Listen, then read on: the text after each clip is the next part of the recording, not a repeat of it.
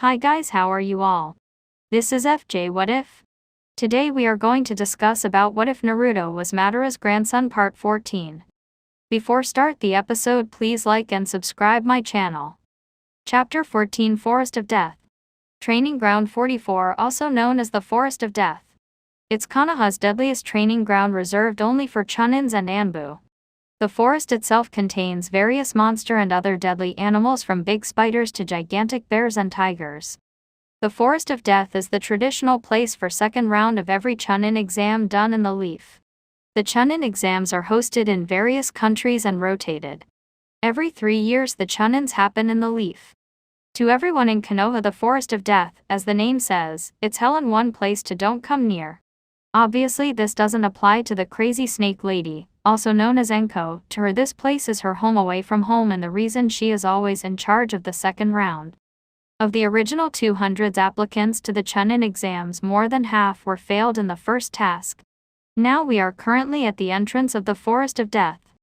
Alright maggots, welcome to my home, Training Ground 44, also known as the Forest of Death. Enko said. Got the desired reactions from a few of the genin, which was fear, as they should be.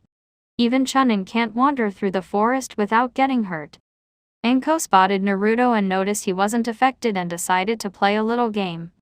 Enko threw a kunai that was going to slightly cut his cheek, however the kunai simply phased through Naruto and hit the ground. Naruto got a worried look, and very quickly in a panic began checking himself with his hands to see if he was in one piece. Oh good. I'm not a ghost, Naruto said and smirked when he saw everyone's looks of disbelief. Enko vanished in a blur and appeared behind Naruto with a kunai at his neck. You seem confident. It's kids like you who get killed first, Enko said, pressing her body against his back and licking his cheek. Hinata's eyebrow twitched, was about to jucken the bitch away from Naruto when she saw him smirking. Naruto dissolved into a bunch of black crows that flew away and started circling Enko. The crows flew towards her and quickly turned into shuriken heading to Enko. Genjutsu. Kai, Enko thought, and flared her chakra, making the shuriken disappear. She looked around and found Naruto not far away, smiling at her. Genjutsu, not bad brat, she said, and you don't seem scared of the forest, Enko stated. Meh, those things are nothing compared to the furball, Naruto said, and Enko snickered. He had to have balls to call the Kyuubi furball. I told you I am not a furball, Kurama yelled inside his mind. Actually you kind of are. You have fur and it's so soft and cuddly, Naruto squealed in a fangirlish way. Kurama simply sweat dropped and cursed to Kami why he had to end up in this vessel. Alright brats, let me explain how this works. See these, Enko said and showed everyone 2 scrolls she had on her hands. These are the Earth and Heaven scrolls. Each team gets one. In order to pass this exam, you must get the other and reach the tower, which is located in the middle of the forest. You have 5 days, Enko explained. What about food? Chuji asked, panicking over the fact they would spend 5 days in a forest surrounded by monster. You can hunt if you didn't bring any supplies, Enko said. Also you need to sign these documents so that Konoha can't be blamed for your deaths, she concluded, and few shivered at the thought. Oh yes, there will be deaths. Just thinking about blood makes me jump for joy, Enko said in a far too happy tone. Enko proceeded to distribute the forms, and once everyone had signed and got their scroll, each team made its way to their respective gate. Number gate 10 to 5 minutes before start. Number. How shall we do this? Shino asked. They decided to define their plan before the exam began. How about we head straight to the tower? If we find any team, we take them out, otherwise we can set traps for them at the tower, Naruto said, and Shino and Hinata nodded. Shino, do you think you can keep up and run for 10 miles? Naruto asked. It should be fine, Shino replied. Okay, get set. 3, 2, 1. Go, Enko said over the speaker, and Team 8 jumped into action, running through the gates and heading towards the tower. Kage Bushin no Jutsu, Naruto said, and appeared 15 clones. Divide into 5 teams and scout ahead while one stays behind to make sure we have a backup plan in case we fall into a trap, Naruto ordered, and 4 groups of clones ran in the front and to the sides while one group would follow behind them. Hinata, use your Bakugan just to make sure no one bypasses my clones, Naruto said, and Hinata nodded, activating her Bakugan. Naruto also extended his senses and Shino used his bugs. Team 8 were, among other things, tracking experts so nothing came close to them without they knowing. They ran through the woods until Naruto got a feedback from one of his clones. Ame team 100 meters ahead, Naruto said, and everyone approached with caution. Team 8 stealthily approached the unsuspecting Ame team. Naruto and Hinata took a few senbon and with the precision of insurgent, they placed the three members into a death-like state by hitting them in the neck with the senbon. They reached the fallen Ame team, and went through their bags until they found the Earth Scroll. Nice, just the one we need. Let's go to the tower full speed. If you can't, I'll carry you, Shino, Naruto said, and Shino shook his head. They were heading to the tower at full speed when Team 8 sensed a massive chakra spike. That is no genin. And no Jinchuuriki, Naruto said, and the team came to a stop looking to where it came from. I'm going to check it out. You guys go to the tower, you have my Hiroshin marker if you need help. Once I'm done I'll teleport to your location, Naruto said. Why? Hinata asked. It might be one of ours that is in trouble, Naruto replied and prepared to jump away. Be careful, Hinata said. I kissed his cheek for luck, she said. Don't worry, Naruto replied and jumped into the woods. Seconds later he was gone. Hinata sighed and the rest of Team 8 was heading to the tower. Naruto was running towards the location of the chakra spike when he sensed two presences near him. He checked their chakra levels and found that one was around Jonin while the other had cage levels reserves. He recognized the Jonin's chakra, it was Enko. However, the other was unknown. He never felt that chakra anywhere in the leaf, and there wasn't anyone in the village with that much amount of chakra except himself and the Hokage. Naruto approached them with extreme caution. He could hear them talk and Enko seemed angry and scared. Enko scared was not a good thing. Ah, Enko-chan, how you've been? The other voice asked in a mocking tone. What are you doing here, Orochimaru? Enko asked, spitting his name. Orochimaru. Shit, Naruto thought as he continued to observe and jump in if necessary. I was just dropping off a gift to a promising genin, Orochimaru cryptically said. You didn't? Enko rhetorically asked. Why so mad, Enko-chan? Didn't you like my gift? Orochimaru asked. Enko got enough of his, she drew a kunai and rushed him. Orochimaru placed his hand in the tiger seal and activated her curse mark, making her fall into the ground screaming in pain. You forget your place, Orochimaru said. Senajashu, hidden snake hands, Orochimaru said and extended his arm towards Enko, sending a couple of snakes to bite her. Katan, Hosenka no Jutsu, Phoenix Fire Technique, Naruto said and sent multiple small fireballs towards the snakes and destroyed them. Naruto jumped in between Orochimaru and Enko. He approached her and noticed she was clutching her neck. Naruto saw that in her neck was a strange mark that seemed to glow. Curse mark, Naruto thought. My, a little genin came to her rescue. How cute! Orochimaru said in a mocking tone. Any ideas, Fox? Naruto asked. That snake must be here for some reason. Any real fight here would attract too much attention. Flare my chakra and try to hold him off, Kurama suggested, and Naruto flared the Kyuubi's chakra, high enough to draw attention to any Anbu, patrolling the area. Kyuubi brat. Orochimaru thought. My, if it isn't the Kyuubi brat, I guess I can play for a while. Orochimaru said. Orochimaru, what are you doing here? Naruto asked, trying to buy some time. Snakes tend to be slippery. So you know me. I'm honored, Orochimaru said, chuckling. I'm here to leave a small gift to the Uchiha, he said. Gift? You call a damn curse seal a gift? Naruto asked, getting mad. Stay focused, Kit. He isn't someone who you can play around, Kurama said. Of course it's a gift. When he destroys the sound team I sent to kill him, he will realize the power that comes from it, Orochimaru said. Sasuke. You bastard, you already did this to Enko and now Sasuke, Naruto said and rushed towards Orochimaru and engaged in taijutsu. A little hot-headed, aren't you? Orochimaru asked. Naruto smirked and said Katsu, and his clone exploded, sending Orochimaru crashing into a tree. Now that was surprising, Orochimaru said as he watched Naruto leave the bush he was hiding. What do you want Sasuke for? Naruto asked. I simply wish his eyes, Orochimaru said. The Sharingan. Then it would be wise to hide mine. I don't want a pedophile after me, Naruto thought and once again rushed him for a taijutsu battle. Orochimaru simply dodged every single attack Naruto did by bending his body to unnatural angles. Is this it? Orochimaru asked in a taunting tone. It's time for the big guns, Naruto thought and took a whole different stance.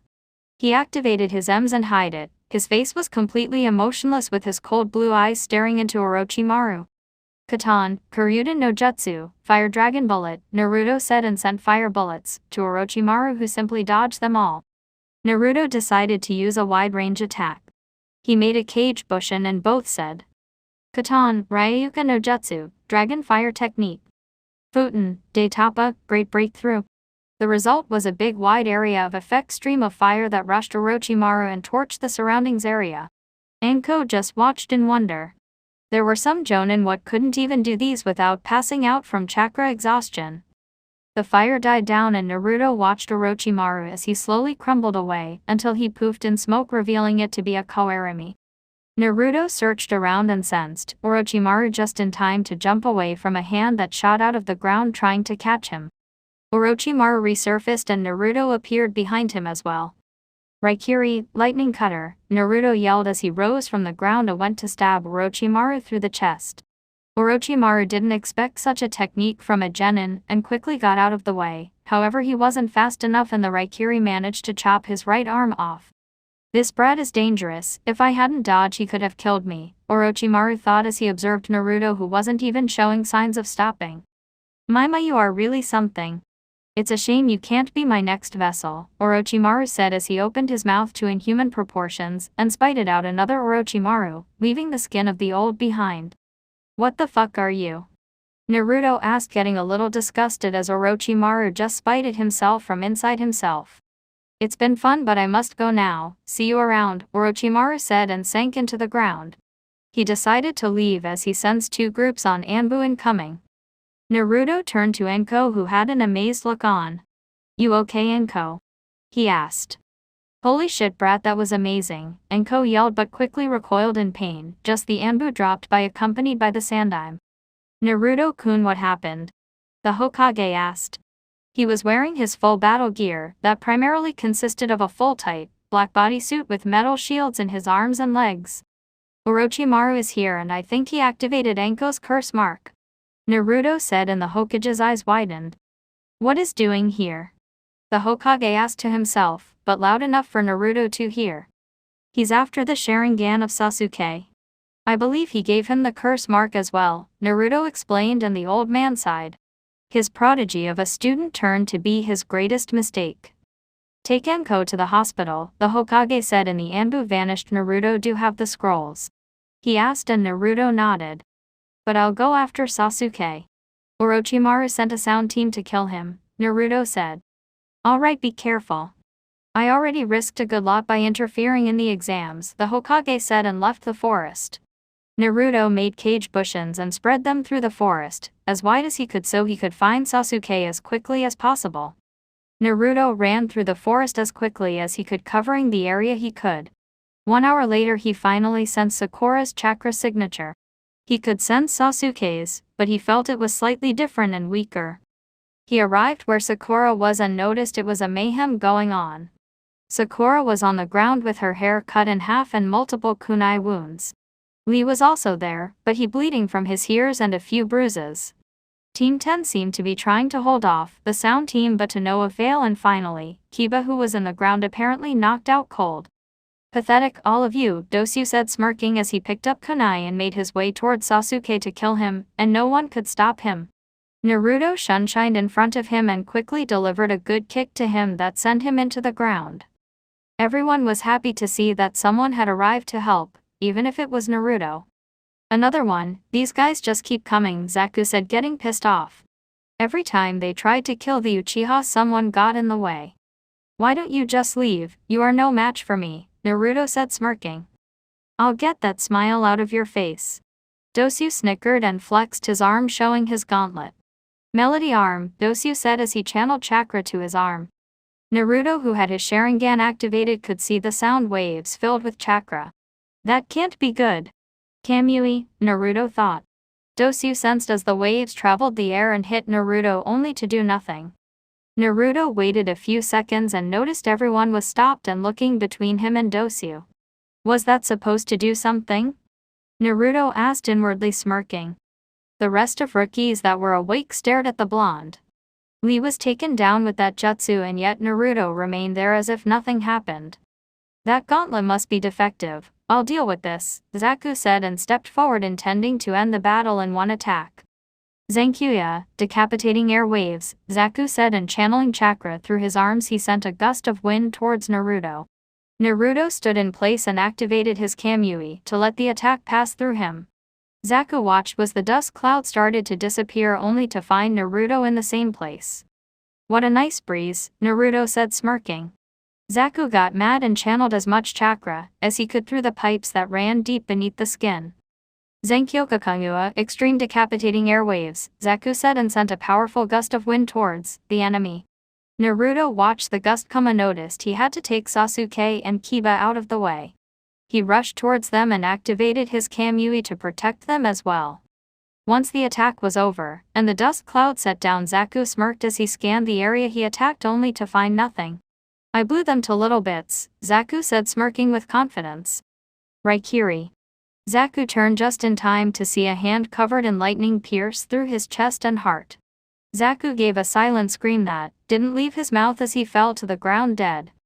Dosyu and Kin's eyes widened at seeing his teammate fall to the ground dead. The blonde kid was playing with them the whole time. The blonde had killed Zaku with one attack and they didn't even saw him move. If you give us the scroll you can leave peacefully, Naruto said in an emotionless tone. The rookies just watched as Naruto effortlessly killed the shinobi they were having trouble with. Sakura was trembling with fear from both the sound team and the arrival of Naruto. He had just killed someone in cold blood. He pierced someone's chest with his own hand. Dosyu was trembling as he picked his scroll and left it in the ground and quickly left, running along with his last teammate Kin. How nice of you to join us, Neji, Naruto said as he sensed the teammates of Lee arrived at the scene. What happened here? What did you do to Lee? Neji asked, activating his Bakugan and getting ready to attack until he got his answers. Suddenly a blast of chakra was felt by everyone in the area. They all turned to see Sasuke slowly rising up with some sort of purple chakra swirling around him. His body was covered in some sort of black tattoo. Yes. With this power I'll kill him, Sasuke said to no one. He could feel the power coursing through his body. A gift from Orochimaru. Sasuke looked around for someone to test his new powers in and quickly locked eyes with Naruto, who was standing near a dead body. Naruto, fight me, I want to test my new powers, Naruto commanded and quickly rushed Naruto and engaged in a taijutsu battle. Sasuke-kun, stop this, Sakura said, crying in the ground. This was all too much for her. She had to defend Sasuke and Kiba and got crushed. She watched as someone bit Sasuke in the neck and gave him some strange marking, and she was watching Sasuke apparently out of control. I don't have time for this. I can't allow him to use this curse mark any longer, Naruto thought. Naruto quickly outmaneuvered Sasuke and got behind, trapping him with his arms. Neji, do you mind? Naruto rhetorically asked. Neji smirked and got down from the tree. He arrived near the Uchiha, activated his Bakugan and quickly knocked him out by closing a few key tenketsus. Naruto sighed. Now that everything is more calm, let's leave this place. Everyone has their scrolls? Naruto asked and everyone nodded. Okay. Everyone touch a part of me and let's leave, Naruto said, and they just stared at him. He wanted them to touch him. What do you mean touch you? Neji asked, narrowing his eyes. Just place a hand on my shoulder or something like that. Neji, pick up Lee. Sakura, pick up Sasuke and Kiba, Naruto said, and everyone got ready around Naruto. They all vanished, and in what seemed to be an instant they all dropped down near the tower where Hinata and Shino were sighted, waiting for Naruto. Geez, teleporting so many with me really takes a good chunk of chakra, Naruto thought as he regained his breath. Naruto, Hinata said, a rush to check him. What happened? She asked. Team 7 got ambushed by Orochimaru, he replied, and she gasped. Naruto, how did you bring us to the tower so fast? Tenten asked curiously. Naruto started sweating. He didn't think much about it. It would be a mess if they found out already. It's a space-time technique like the summoning jutsu. I can teleport to Hinata, Naruto explained, hoping they would believe in him and not ask too many questions. She nodded and everyone entered the tower only to find an empty room. I think we should open the scrolls, Hinata said, and Naruto opened the scrolls. He opened them and saw it was a summoning scroll. Quick, toss them in the ground, Naruto yelled as the scroll started to leak out smoke. Both scrolls disappeared in the middle of the smoke. When it cleared, there was a person standing in the middle of the room. Congratulations on passing the second round, she said. Team 8 looked up to see Kurena standing in front of them. Sensei, everyone said at the same time. Come on, let's get inside.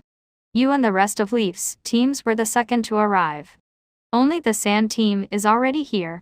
You have 4 days to rest and get your strength back up, Kurena said, and lead her team into the respective rooms, where they would be staying. End of chapter 14.